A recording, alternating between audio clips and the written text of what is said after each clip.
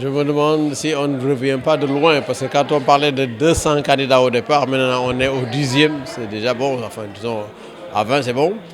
Maintenant, le Sénégal n'a pas une habitude effectivement autant de candidats pour une présidentielle. Mais puisque la politique est devenue le moyen d'ascension sociale le plus convoité, ben, chacun s'y met. Je ne suis pas en train de dire que ceux qui ont été choisis, enfin, retenus par le Conseil constitutionnel n'ont pas le mérite, si, ils l'ont. Mais arrivé à 20, ce que ça va poser comme premier désordre, c'est comment avoir, parce que certains d'entre eux sont suffisamment visibles, il n'y a pas de problème, il y a une tradition de passage dans les médias, on les reconnaît, mais il y en a d'autres qui sont beaucoup plus anonymes et par le nom et par le visage.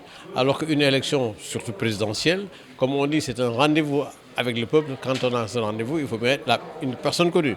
Il y en a qui ne le sont pas. Donc ça peut poser un problème pour cela.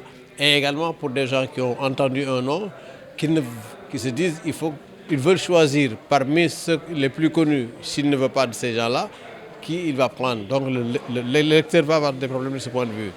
L'organisation dans le bureau, c'est encore plus compliqué parce que bon, quand ils vont être 20, le temps de passage par votant, ça peut prendre une bonne partie de la journée.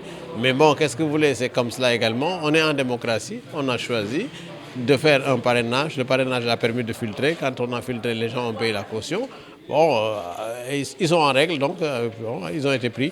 Mais en tout cas, je répète, c'est parti pour une élection où on va avoir des difficultés avec les noms de gens, on va avoir des difficultés sur l'organisation matérielle, donc comment, le temps que ça prendrait, mais c'est le prix qu'il faut payer pour la démocratie, on y va.